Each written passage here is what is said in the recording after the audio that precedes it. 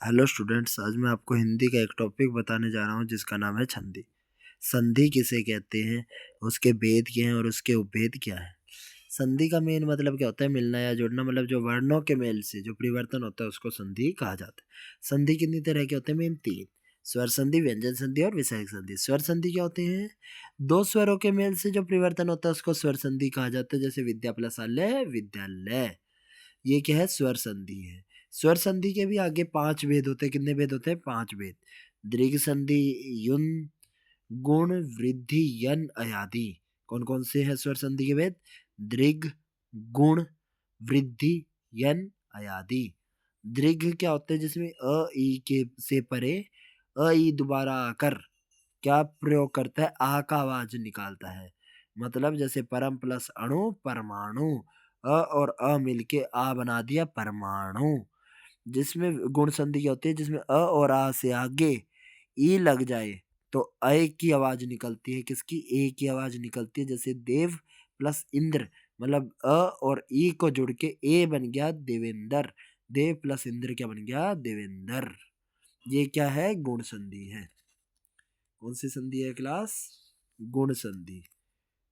कौन सी क्लास? गुण संधि है। अब अगला है अयादि।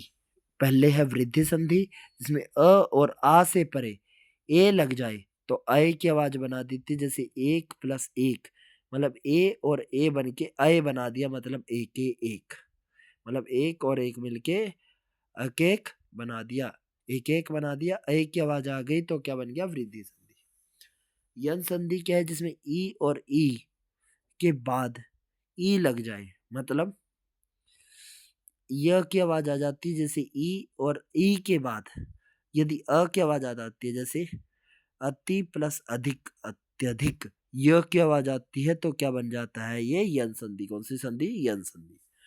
अयादि संधि, जिसमें ए के बाद क्या हो जाता है, कुछ नियम, कुछ विभिन्न स्वर आ जाते हैं तो क्या बना देता है, अय का बन जाता है। जैसे कैसे, ने प्लस अन नयन, य की आवाज आ जाती है, उसको क्या बोलते हैं, अयादि संधि। व्यंजन संधि क्या है?